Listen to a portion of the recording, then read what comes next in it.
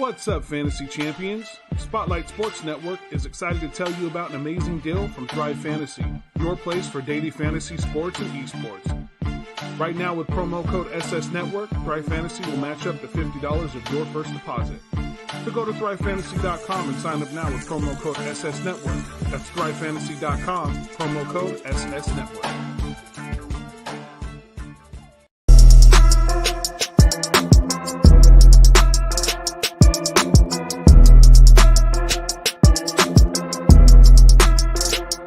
Do you like the Oakland A's? Are you a fan of the Golden Knights?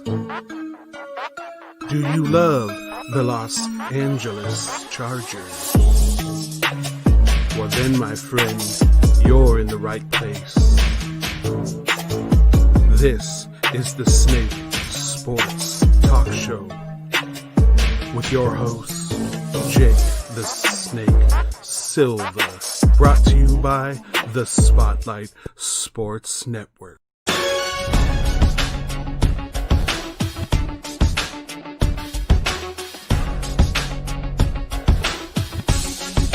Alright, ladies and gentlemen, well, we are back here live in the 702. This is the Snake Sports Talk Show. Wherever and however you may be watching and listening today, we are live on YouTube and on Facebook Live, Twitter, Periscope, and Twitch. I'm so glad each and every single one of you guys could be here today. And we're almost close to it being the last official episode of 2020 before we start the next few episodes into the new year. Glad every one of you guys could be here today, and I've got a lot up on my plate. And there's so much to talk about all around in the league, especially in the NFL lately. And listen, I have very much prospected this whole entire season, and much like I prospected this whole year. It's been a year full of ups and downs, roller coasters, however you will. But it had been a pretty interesting year, but only one that we could very much look back at and know where we were from there. And then by next year, it may set us up for something even better. And I'll actually break it all down.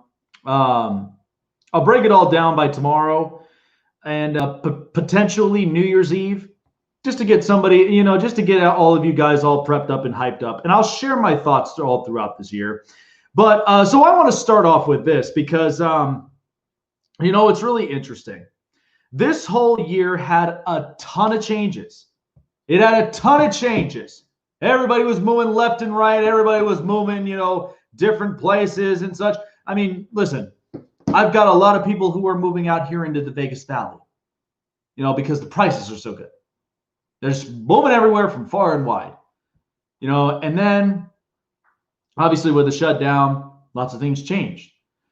So the biggest moves that we've had all year long in the NFL was one that involved Tom Brady going to Tampa Bay. And what you saw last night out of Buffalo and New England, the whole system with New England, it's outdated now. There is no quote unquote system.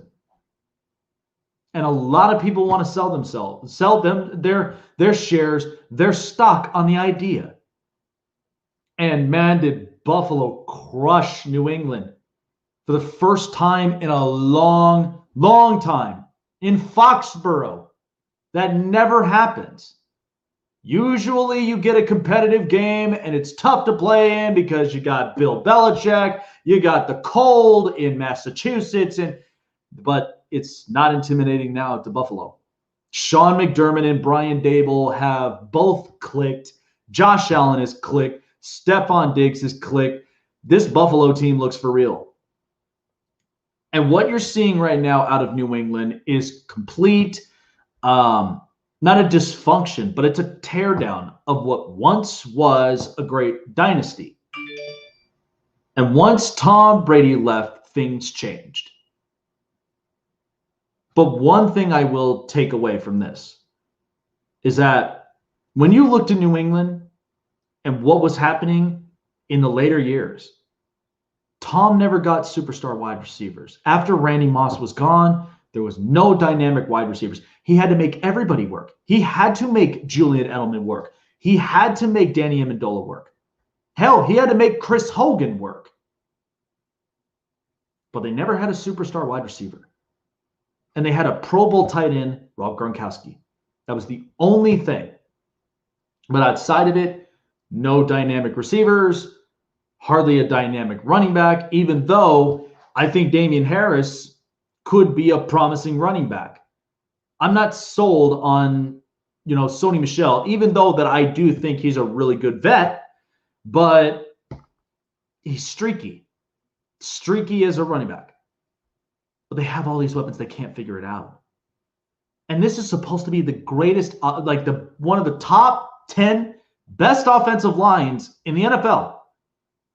And the record shows. How is that? You want to talk about quote unquote system. Bill Belichick is obviously the architect, but he had one of the best builders to make that project come to life. That was Tom.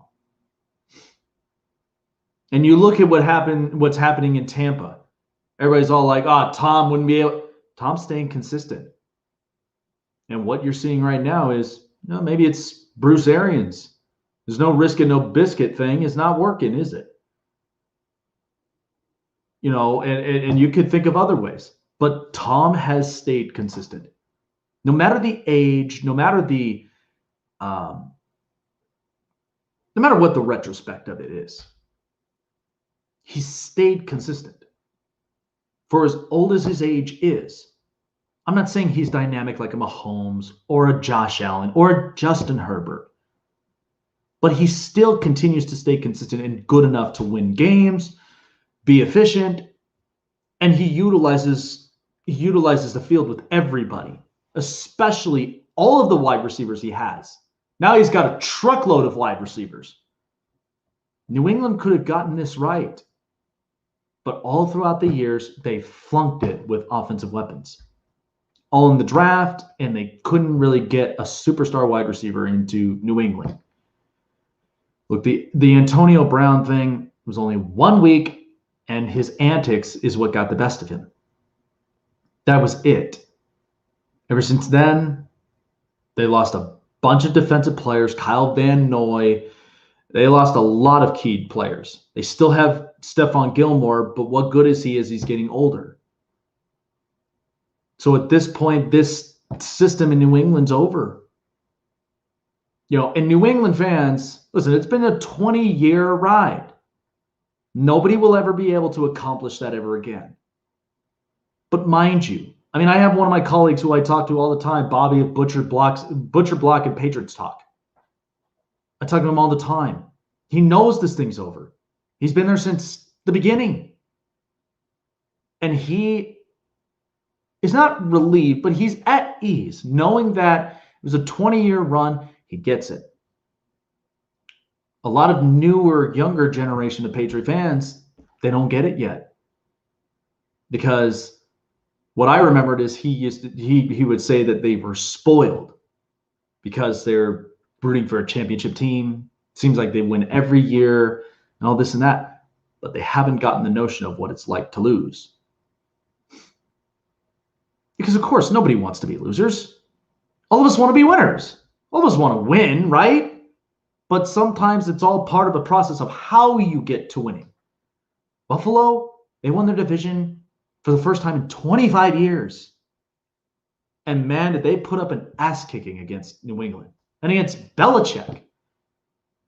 But this whole system right now with New England is just terrible. And think about it. You have Josh McDaniels, the offensive coordinator. His numbers are completely atrocious without Tom. He did this before. He did it in Denver, tried to make Tim Tebow work. That only had a 7-game win streak, and that was it. It didn't work for the most part. Most of the completion percentages were so low, and not to mention, too, you want to talk about Arians being no risk and no biscuit. Well, McDaniels, he has his fair shares of of throwing picks. Was it really McDaniels who made this work, or was it Tom? I'm not bashing on anybody in this particular conversation.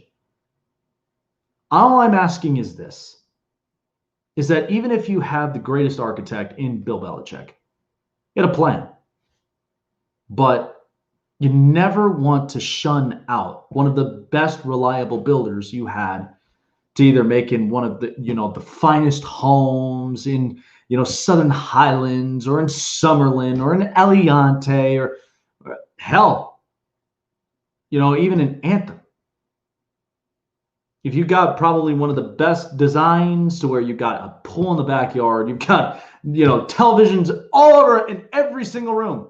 You got a big old living room. You can watch. You can watch football. You can have all these parties and stuff like that, and it's knocked out gorgeous. Somebody's gonna buy it. It's a gorgeous house.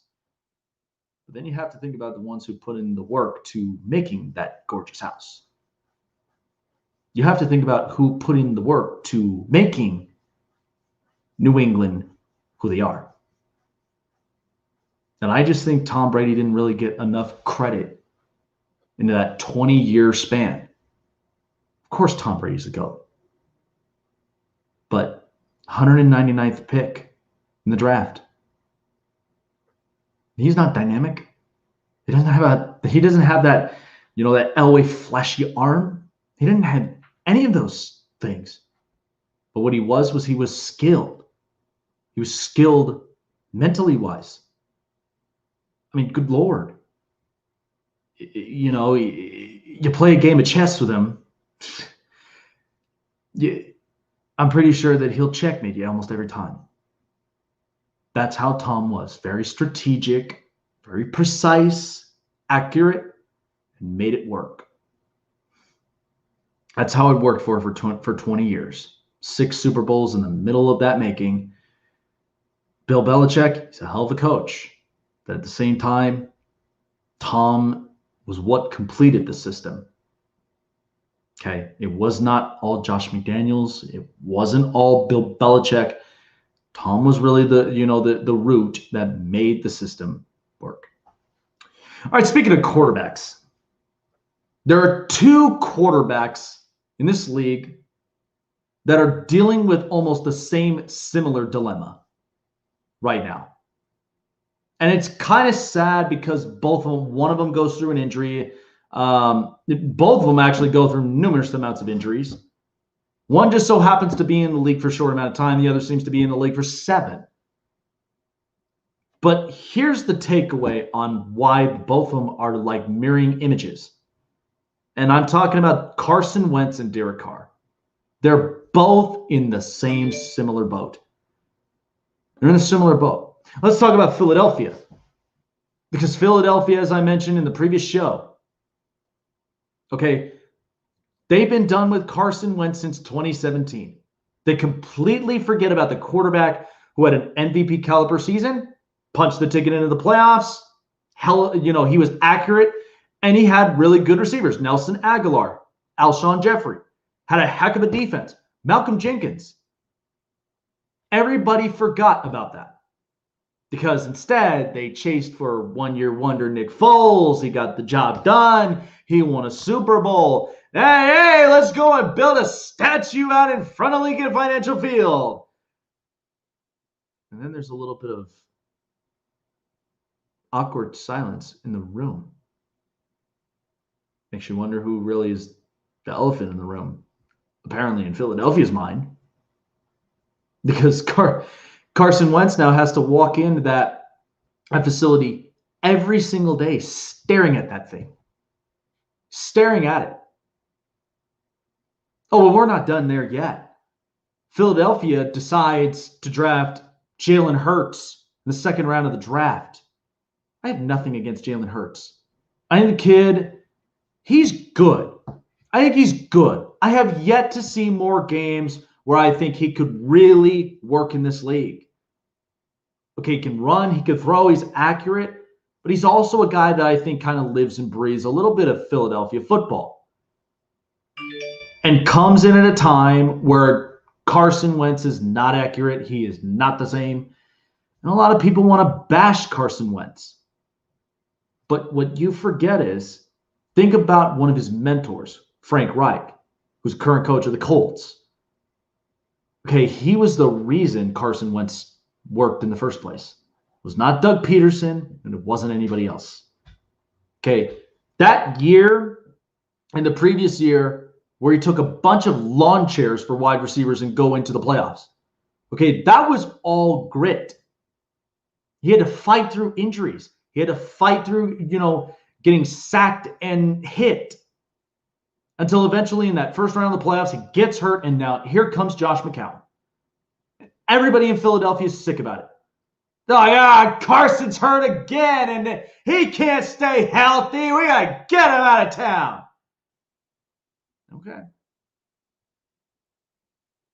Okay. If that's what solves Philadelphia's problems, then okay.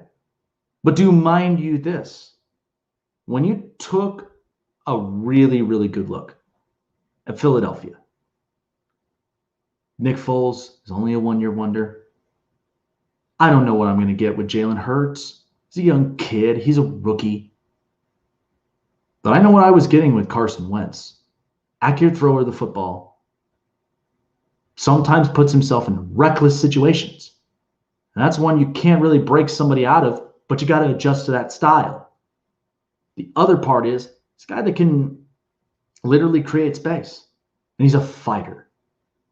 The only one who spoke the same language was Frank Reich. What's to say that, the Indianapolis Colts recruit someone like Carson? There's a possibility. But if he goes to the Colts, he's getting the top 10 best offensive line in front of him. They're healthy. They're strong. He doesn't have to worry about a whole lot of injuries. And he's got weapons. Jonathan Taylor, Michael Pittman, T.Y. Hilton. Frank Reich can make this work. And I think the Colts to be a quarterback away from being a very competitive team. Then let's look on the other side. In Vegas, Derek Carr and the Raiders. Okay, you know what the Raiders' dilemma is? They stick so much into the past that they can't innovate for the future. We're in 2020, ladies and gentlemen. A lot has changed since then. Hell, we're trying to acclimate into this new reality. It's not easy, but you got to be able to put in the work, and you got to be able to find the problems to make your team better, or make the company better, or make, better yet, yourself personally in your personal life better. You have to make those adjustments. But what is the Raiders' dilemma? They're pinning it on the wrong person, Derek Carr. Because everybody's like, well, Derek Carr, he never stays healthy. He's never won a playoff game. He's been in here for 7 years. I'm so done with it. Really? Because last time I checked, with Derek Carr, he's completing 67% of his throws, throwing for almost 4,000 yards at 3,700, 25 touchdowns, 7 picks. Is he really the problem? Is he really the problem? Should I have to go more? Oh, let me just tell you his completion percentage all the way through. 2020, all the way up. Or actually, no. Let's start from his rookie year in 2014. Completion percentage, 58, 61, 63, 62, 68, 70, 67. If that doesn't impress you, how about the amount of touchdowns? 21, 32, 28, 22, 19, 21, 25. Oh, and by the way, his lowest amount of picks that he's ever thrown was 6. And that was in 2016. But Derek Carr apparently still seems to be the problem in our eyes, right? You know what the dilemma of this is? Is that the defense, again, a lot of Raider Nation hate hearing that. They hate hearing the fact that the defense, they know it's atrocious. We all know it is. But it should not pin who you have behind center. Even though, yes, the quarterback is the veteran leader in the room. I'm not going to disregard that. It's the absolute truth. Yes. But here's where I really have to speak out for this. Because, listen, if solving your problem means getting a new quarterback, go right ahead. Call the New York Jets. They've got the number 2 pick in the draft. I am sure they're going to want to trade that number 2 pick. They're probably going to end up asking for an offensive line, 2 draft picks, maybe even 3. And then there you go. You'll get your quarterback. You'll probably end up getting Kyle Trask. But is that really going to solve all your problems? Because John Gruden is the only coach. Mind you this, folks. John Gruden, 3 different seasons. 1998, 2008, and 2020.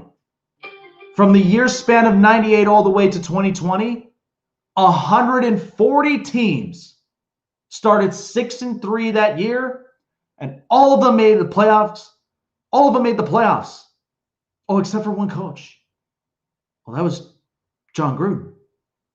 So we still want to blame Derek Carr for his injuries and his hard work on the field. You have a quote-unquote saying, committed to excellence, right? Or just win, baby! But what's really going on? Because last time I checked, twice, 2 weeks, they got conservative. 4 for 4 on 4th downs. They don't go for it in overtime. They instead settle for a field goal, and Justin Herbert launched the ball all the way downfield. Chargers won the game. Oh, it gets even better because then you play Miami. You take a kneel on 3rd down, settle for a field goal. Fitzmagic comes up throwing that ball deep downfield, gets his pretty much almost his face taken off, and then Miami wins the game. You really, really want to pin the blame on Derek Carr? Because I'll tell you this. How many quarterbacks did it take till you finally got that one quarterback that actually is efficient and he works? I don't think this is a Derek Carr thing. I think this has to deal with more as a head coaching problem. Okay, that's what I feel like it is what that is. If it doesn't get any better, let me just show you exactly the list of coaches that were on the staff. Okay, let's date back from 2007. Lane Kiffin. Lane Kiffin was 5-15, and he was out of a job in 2008. Tom Cable comes in.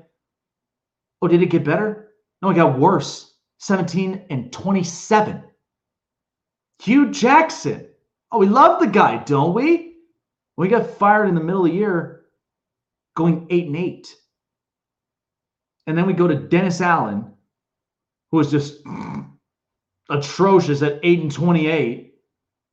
And then you got Tony Sperano in 14, who goes 3-9. Jack Del Rio was lucky enough to have a winning record at 25-23. And then you have Gruden, who's 56-55. Folks, I'm looking at the numbers and I'm also judging this by the play. If you move on from Derek Carr, all I can tell you is this. I feel like he'll succeed elsewhere. It'll be in the same boat as Carson Wentz. You want to blame Carson Wentz for a lot of the inefficiencies and for a lot of the inconsistencies. But is it really Carson, or does he not have the right guy with him? Because I guarantee you, if you got Carson Wentz going to the Colts with Frank Reich, how much do you want to end up betting Carson Wentz is barely going to get touched in Indianapolis? And Indianapolis makes it far to the championship. Okay, we're not going to go to Super Bowl just yet, but they make it far to the championship. Or who else needs a quarterback who needs Derek Carr? If he goes let's just hypothetically speaking, what if he goes to Denver? Denver's looking for quarterbacks, right? What if he succeeds in Denver? What do the Raiders do then? They want to sell themselves on this idea that Derek Carr is the reason that all of these woes are happening. I find that very, very slim and hard to believe. I believe it's been the coaching, and it has been the defensive coordinating, not to mention the play calling. Because, I mean, look at what's happening with the Chargers. Justin Herbert's unbelievable. He's putting up the points. He's putting up the numbers. So it's not the coordinator. And then the defense looks solid. May need a little bit of adjustments. It doesn't look to be the defense. The only thing it points to is now the head coach. The Raiders are a good enough team. They don't have the right defense yet. Darren Waller's unbelievable. Josh Jacobs is a hell of a runner of the football. And then you've got Nelson Aguilar, who I hope they re-sign because he's been playing great with the Raiders. And then you also have Henry Ruggs, who is still developing in this league. I'm just telling you right now, you make that mistake. You sign that deal with the devil where you let Carson Wentz and you let Derek Carr walk out the door. Because Philadelphia's been done with Carson Wentz since 2017. And from what it sounds like, the Raiders have been done with Derek Carr since last season. So go ahead. Go ahead. But I'll guarantee you, I won't tell you how karma hits, and I won't tell you where it's going to hit, but it's definitely going to hit rock bottom. All right, coming up next. So, I have an upset alert. I have an upset alert this up and coming week because I have been talking about this for the last 4 weeks. Okay, there's one specific team. Everybody's in shock and awe, and they praise so much. But the red zone offense don't look right.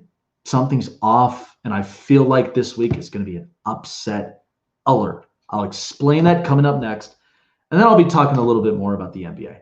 So for all of you fantasy football wizards, champions, far and wide, you guys love playing, right?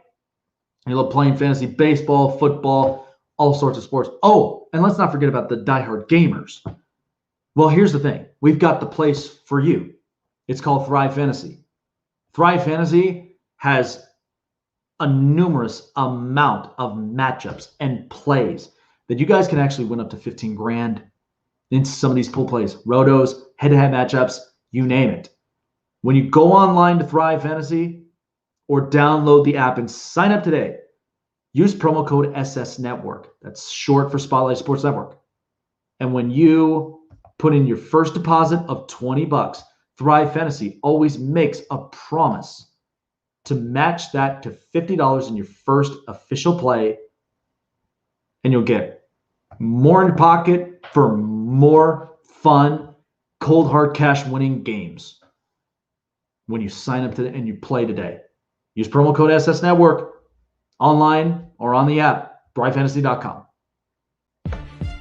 What's up, fantasy champions? Spotlight Sports Network is excited to tell you about an amazing deal from Thrive Fantasy, your place for daily fantasy sports and esports.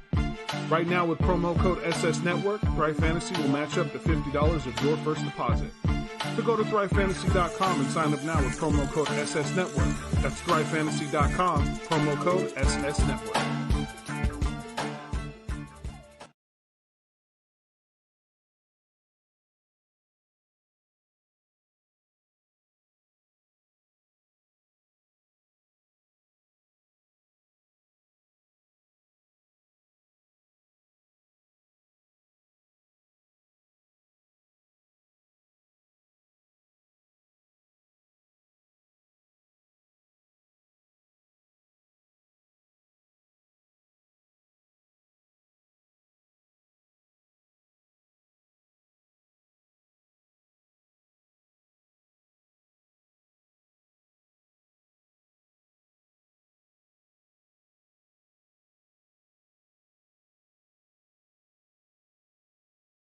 Hey, I'm Fireman Ed, and you're watching Gangrene David.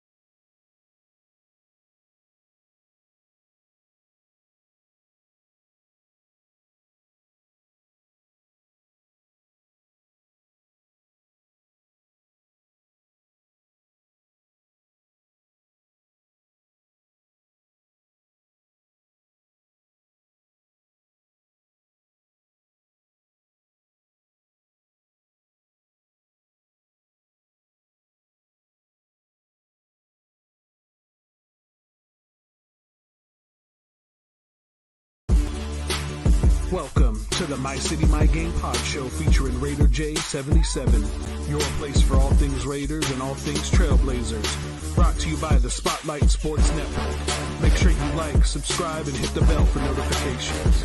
Now let's go. So there you go. Those last two shows that you could definitely catch on. One of them is My City, My Game with your host, Raider J, as they call him. John Francis, he's a really good colleague of ours here on the Spotlight Sports Network. Definitely check him out at My City, My Game. And he always has the best reactions up on his show. And then also check into Gang Green David, a diehard Jets content creator as well, one of our best colleagues here. So definitely check out both of their shows. Like, subscribe, and hit the bell button for all latest notifications on those shows up and coming. So I cannot stress this enough how many weeks I've been watching this.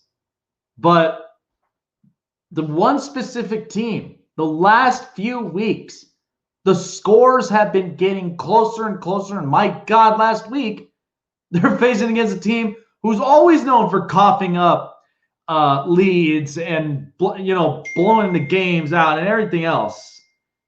Good Lord. What the hell's going on? So Kansas City, as of course everybody ran and raves, they're 14-1 right now, and they've got the number one seed in the AFC. But I don't think they are playing like a legit number one seed. Because last week, they're playing against the Atlanta Falcons. Okay, a team that you already know, they've coughed up so many leads. They've blown a bunch of their games this year. And they fired Dan Quinn. They had a lot of different issues. And last week, they were going for a trick play. Sammy Watkins ends up throwing it to Patrick Mahomes. And then it gets intercepted by Keanu Neal. Oh, and let's not forget the so-called red zone offense. The red zone offense, Patrick Mahomes tries to throw one in the red zone, and he gets picked off. And then later in the game, it was 17-14. Young Hoku tried to tie it, goes wide, and Kansas City, they were lucky this didn't end up going into overtime. Folks, I like Kansas City, but something's not right about their red zone offense in the last couple of weeks. These scores have been getting closer and closer. 17-14, the 32-29. What could possibly be happening right now? Because listen, we love Patrick Mahomes. Well, he's great. He's got the arm. He's flashy, and they're always seeming to put it up 20-plus points, right? But the defense now has been giving up points. It kind of scares me a little bit. And the red zone offense has not been the same. They're not the team that is so lethal in the red zone and that strikes that easily. So now you're in this dilemma where I'm going to tell you right now, Buffalo looks like the complete team. They look like the team that is going to be tough to beat. I mean, Brian Dable, Sean McDermott, they have worked a ton all throughout the offseason. They get Stephon Diggs. They solved Josh Allen's problem, and now he's got a wide receiver who he throws to, is an over-the-top type of receiver, and he could catch the deep ball throws. He could catch them. Gabriel Davis, underrated wide receiver. And then Dawson Knox, Cole Beasley. And the defense, by the way, the defense has actually been looking pretty solid. Tre'Davious White, Tremaine Edmonds. Like, Buffalo looks like the complete team. Listen, we know it's tough to go back-to-back in Super Bowls. It's very difficult. When you win the one, I mean, it's a miracle. It's the greatest feeling you'll ever have, right? But it's even tougher when you get to trying to win back-to-back. I mean, good Lord, you would definitely ask the late Kobe Bryant what it was like to winning back-to-back championships from 2009 to 2010. Okay, and even before then with Shaq, winning 3 titles altogether. The Oakland A's, In 72, 73, and 74. They won World Series championships after all the hardships they were dealing with Charlie Finley and so much more. But they've won 3 World Series back to back to back. That'll never be done again. The Lakers and what they've done, that'll never be done again. Kansas City is a very competitive team, and I know that with their offense. But the defense right now is kind of looking off. I'm not saying Kansas City's not a dynamic team. They are. But when it's little things like that, little details, that's the stuff that I kind of get a little bit concerned of. I get a little concerned about that. Because think about it. You got Tennessee, you got Buffalo, you've got a bunch of these AFC teams. They're either dynamic on defense or they're dynamic on offense. Either one of them. Buffalo's got the best of both worlds. Indianapolis, I don't know how far Phillip Rivers can really take this Colts team, but I know their defense is top notch. I don't know, if honestly, in truth and reality, if Cleveland's really that dynamic of a team. I mean, I like Baker Mayfield, but after last week coughing up the football, there's questions. And then, you got a bunch more. You got Tennessee. Tennessee got boat raced by Green Bay. They're obviously not a cold weather team. They're not used to that cold.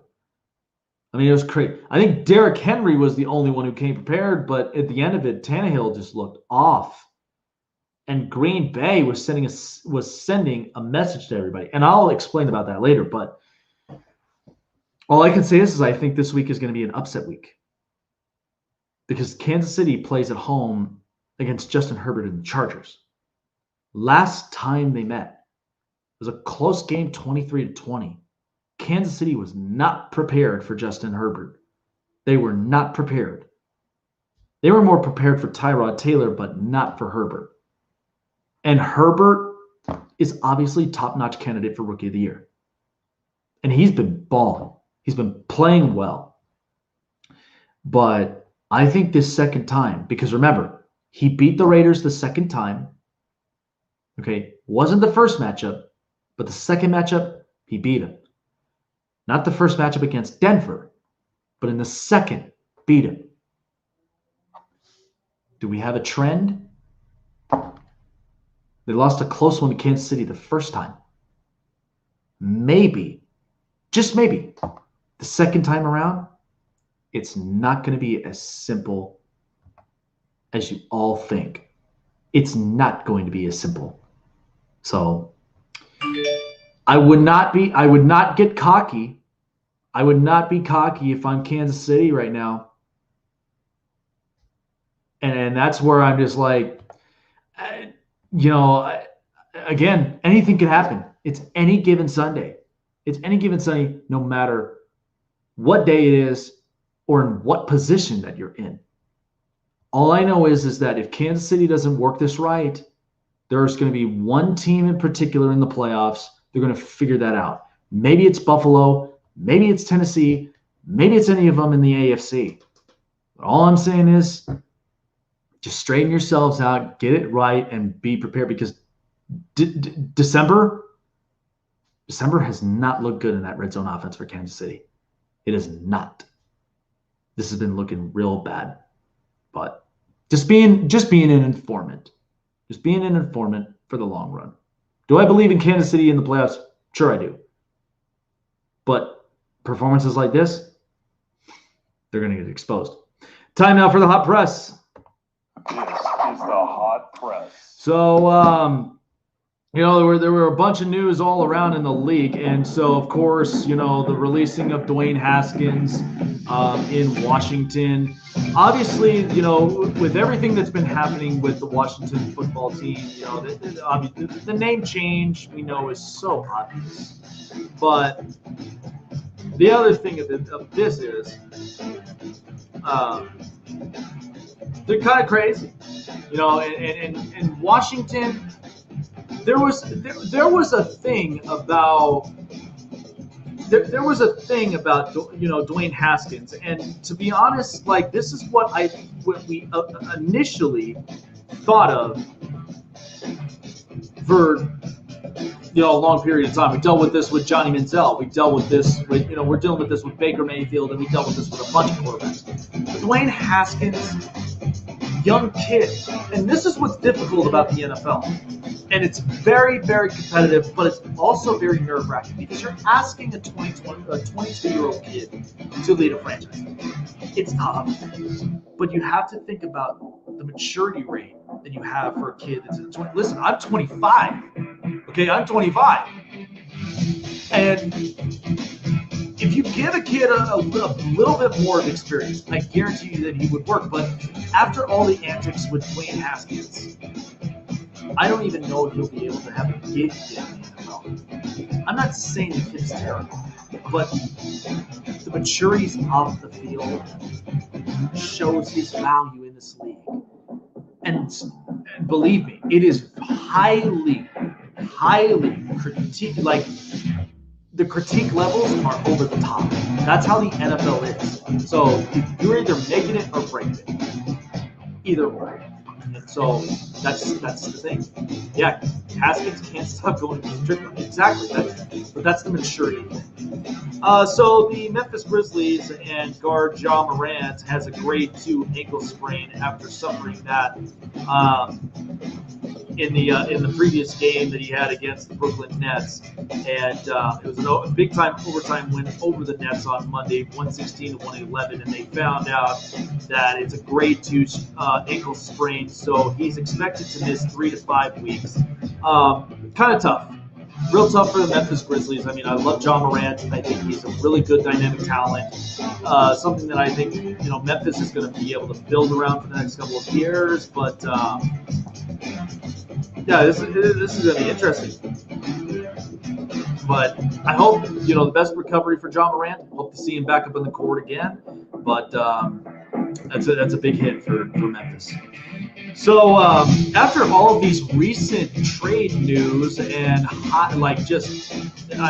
right now the news has been red hot in San Diego, as the Padres now have already pulled off deals where they end up acquiring Blake Snell from the Tampa Bay Rays, and they also end up acquiring Yu Darvish from the Chicago Cubs. Now the Cubs, of course, they're in full-on rebuild mode. They're getting younger, they're getting better, and they needed to make that happen. Now, Blake Snell's situation with Tampa, that's a big hit because we all know in that previous World Series, Blake Snell gets pulled out with less than an innings at 5 1/3, 73 pitches, and he struck out 9. Like the Dodgers were struggling with left-handed pitching all night long in that game. And why they pulled him out, I don't know. But now he's going to San Diego where he's going to face the Dodgers multiple times. And Yu Darvish, he's played with the Dodgers before after getting traded there from Texas to the Dodgers in 2017. And then also pitched against them with the Cubs. So this is interesting. Now, I do think San Diego needs to bolster their bullpen, but I told a lot of people this. The reason that all these players now are starting to migrate into San Diego is not only just about the location. It's not just about being in beach season, but it's about one particular kid in one particular name, Fernando Tatis Jr. That kid is so dynamic, and at his young age, he's a game changer. You're going to see him be a superstar for the next 10 years ahead. Fast, flashy. I mean, I don't want to say this, but he's got that same swagger as Patrick Mahomes in Major League Baseball.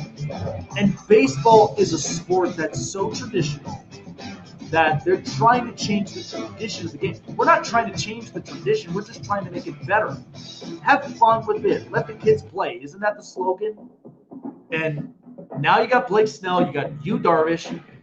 The Padres are going to be a very interesting team in the NL West. I can't wait to see what that's going to look like.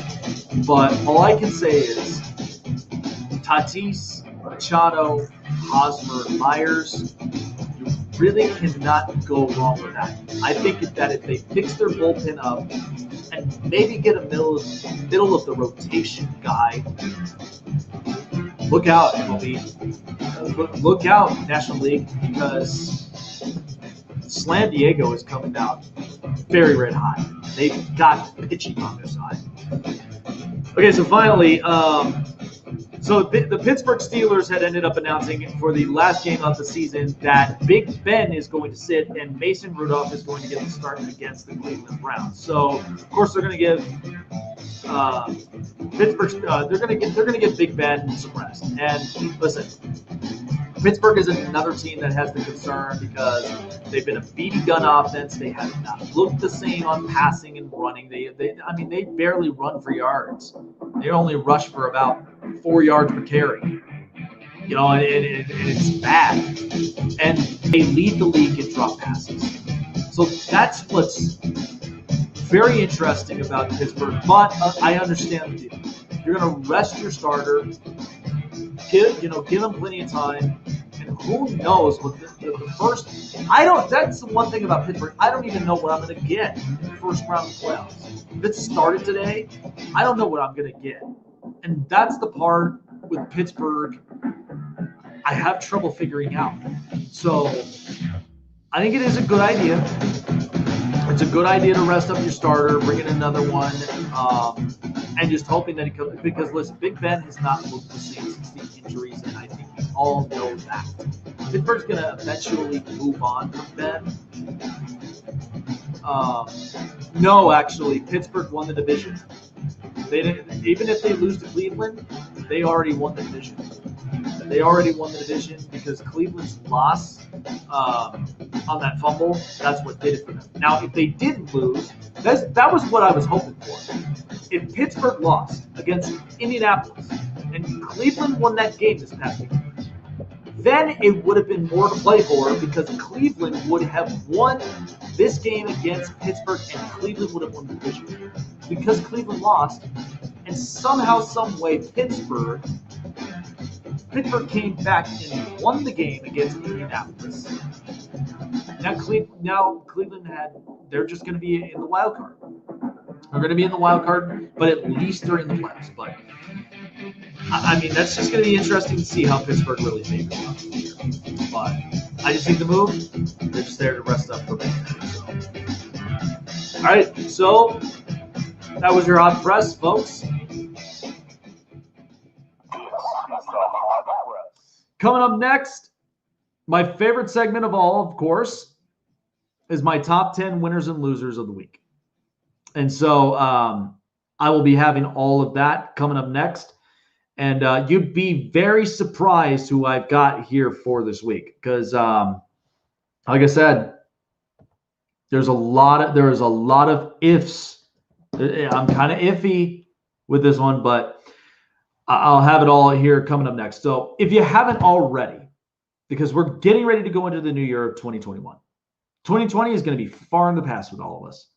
But if you want to start out the year right, repping for the network, we've got all the gear here for you. T-shirts, masks, hoodies, hats, mugs, cell phone cases, and so much accessories. We all have it here on the SpotlightSportsGear.com. When you go online, we've got a bunch of deals coming up for next month, so stay tuned for that. But if you want to start the year off right in 2021 and repping for the network or repping for your favorite shows on the network, check it out at the SpotlightSportsGear.com.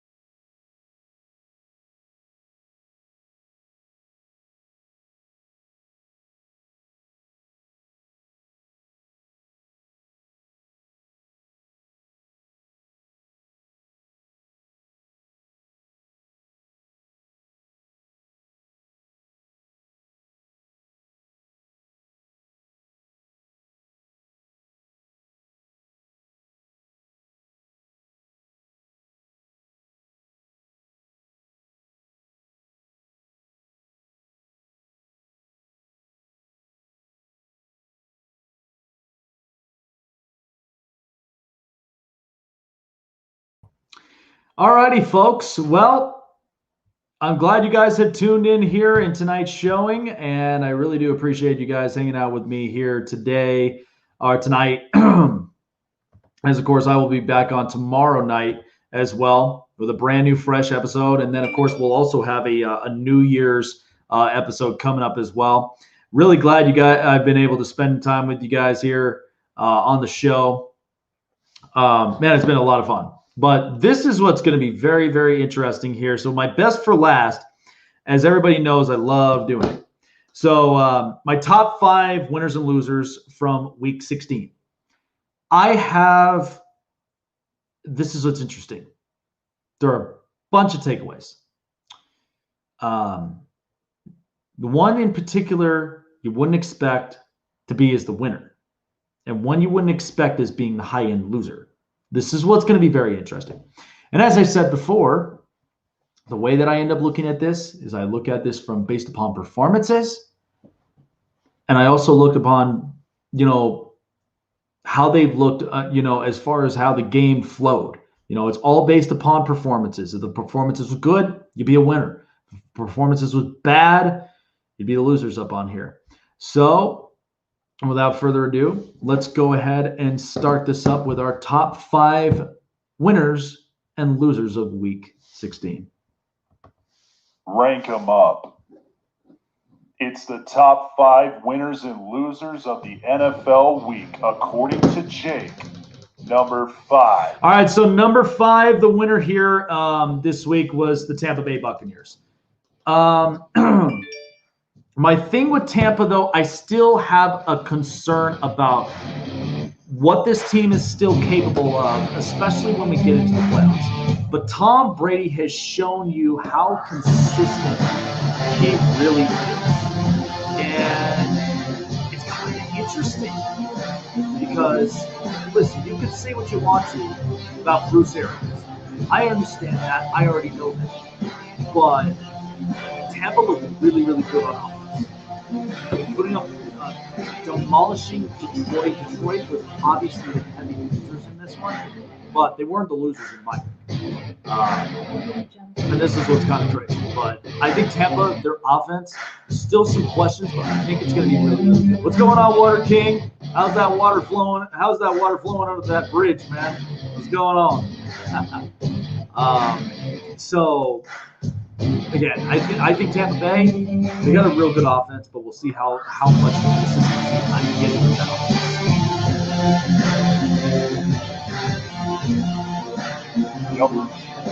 All right, number 4, and you would not expect this, but the Dallas Cowboys are my number 4 team as the winner. Dallas, they actually put up a good beating against the Philadelphia Eagles. But here's why I put them as winners, because next week they got to end up playing for their division. And I truly think out of all the teams that are in the AFC or the NFC East, because you got the Giants, you've got the Cowboys, and you also got Washington. Washington, they're going with a different quarterback. I don't trust. The Giants, I'm not sure they're even in a position where they really can make the playoffs. But Dallas, who would have thought? I'm not big. Again, I'm not big on Dallas at all. I'm not big in that division. But that's the only reason why that I put them in the winners. So don't get ahead of yourselves, Cowboy fans. Okay? But I just think the performance I saw from them, the offense looked really good. Andy Dalton looked much better. But I do think this next up and coming week, they'll be fighting for the division. And I think it's going to be a lot of fun to watch. Number 3. All right, number 3 is the New Orleans Saints. Good God, did Alvin Kamara just look great? Alvin Kamara was running the football, 6 touchdowns. I mean, that's the most we've ever seen in a running back since Gale Sayers and so many others. But I still have concerns about Drew Brees and how his performance is going to be in the long run. But, I mean, the Saints defense, they did give up a lot of points against Minnesota. But Minnesota just lost themselves in the midst of the game. But that's my one big thing, is that the Saints with their run game, you could always trust Alvin Kamara in those situations. And my God, he looked ridiculous. 999, do not spam, man. Otherwise, I'm going to have to put you in the corner for that nonsense. Okay? Please be respectful. Okay? So that's what I'm going with. New Orleans here in that one at my number 3. It's reasonable. Number 2. All right, number 2 is the Green Bay Packers. I don't think people are seeing this. But Green Bay is sending a statement to the NFC. Because Sunday night's game against Tennessee in cold weather in the snow, God, they were kicking Tannehill's ass. I mean, the linebackers look really good. The secondaries look really good. And by the way, how about A.J. Dillon? Watching him run the football, they're going to have free agents by the next year. Aaron Jones is set to be a free agent, and then there's one more, the backup running back. A.J. Dillon, I think, is a guy that, he's a power back. He's physical. He's a guy that busts through offensive lines. But it's a really, really good showing. And I think Green Bay on top of the mix, because we know with Aaron Rodgers having an MVP caliber season, looks great. But this is a team in the NFC. They are sending a serious statement. But it's not like the one team that's sending a statement in the AFC. Number 2. Number 1. Number 1 team I've got this week is the Buffalo Bills. You cannot disregard this team. I mean, they put an absolute ass-kicking to New England against Belichick and this so-called system. Josh Allen and Stephon Diggs, it was like matchmaking that was meant to be. Both of them are very dynamic. I think Buffalo solved their problem with their over-the-top receiver. And Buffalo right now looks to be a very intimidating team. They are having a really, really good December. This is the best time to get red hot at the before the playoffs. So Buffalo, McDermott and Dable, it's just some really, really good guys, and they work really good. So, and even if it's just the Patriots, but still, Buffalo's telling you they can score, and they're a team that can really play physical on the defense. My winners and losers, my winner, Tampa at number 5, Cowboys at 4, Saints 3, Packers 2, and Bills at 1. So now let's take a look at the losers this week. Number 5. So number 5, of course, Ty's going to hate me with this, but it's the Kansas City Chiefs. Why? Why was that game that close? Explain yourself. I mean, a performance like that against an Atlanta Falcons team that is known to cough up leads, and not to mention they can't generate as much as offense, like, it should have never been that close. If Young Ho Koo kicked that field goal and it was good, that game would have been into overtime, and Kansas City would have dropped a dud in that game. They would have dropped the dud again, in that game against Atlanta. Unacceptable. And that's where I'm just like, you got to straighten yourself up. Kansas City is still a good team, but this red zone offense, man, it's scary. It's absolutely scary.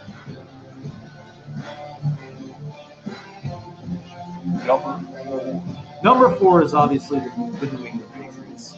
I mean, this system is so outdated. I mean, the system is completely outdated. It's over.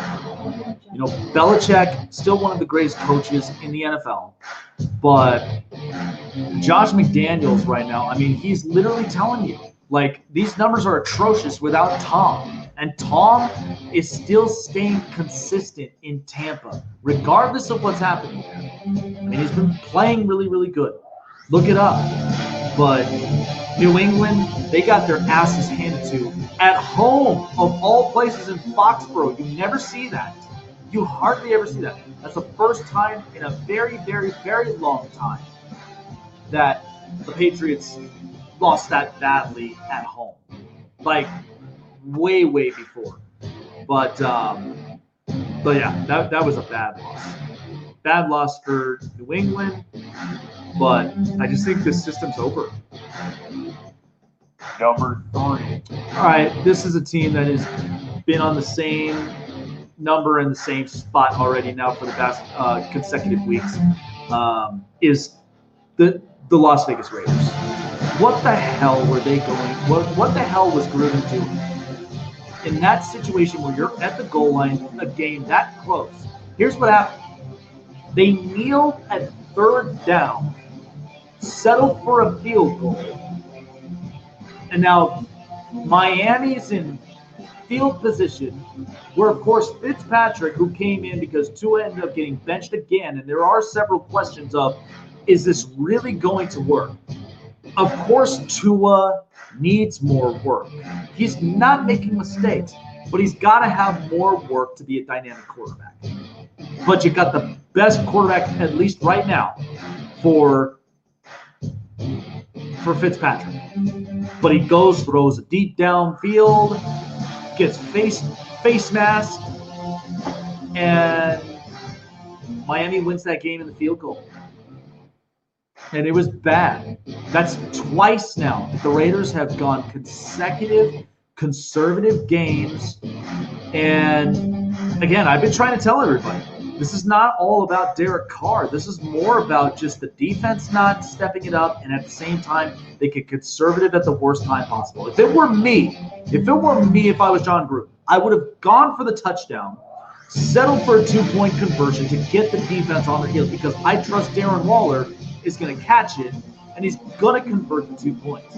Then it would have been in position where Miami would have needed to make a big play, force them to throw downfield. All I need is 3 rushers to get to the pocket, and everybody else cover. Everybody else play cover. Cover all the receivers, because that's what's going to happen. That's pressurizing. That's checkmate. But unfortunately, Gruden in consecutive weeks, he just got conservative. And it's just not good for the Raiders. Number 2 is the Washington football team, because right now they're in a bad position where after Dwayne Haskins, he's not maturely there yet. You're asking a kid to really you're asking a kid to carrying this franchise, that this franchise we already know is bad enough. Dan Snyder and a lot of these big time, a lot of these owners and front office guys.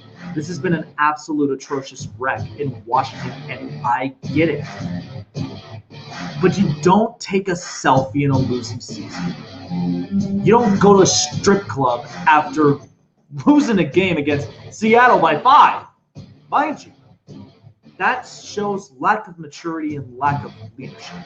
The kid is good. He's got potential, but his mind's not there yet. And that's why Washington had to cut him. And now they have to settle for a third stringer, because you're trying to force Alex Smith to go out and play while he's still hurt. And that's where I just feel like, again, that's why I put the Cowboys at number 4 with my winners, because that's the position the Cowboys now have a chance at. They're not a great team, but they have an opportunity to taking that worst division in football in the NFC East. And Dwayne Haskins, he just never got it through his head. He never got it through his head. He never had the sense of urgency or the sense that, hey, we can make the playoffs, guys. Never let them through the promise.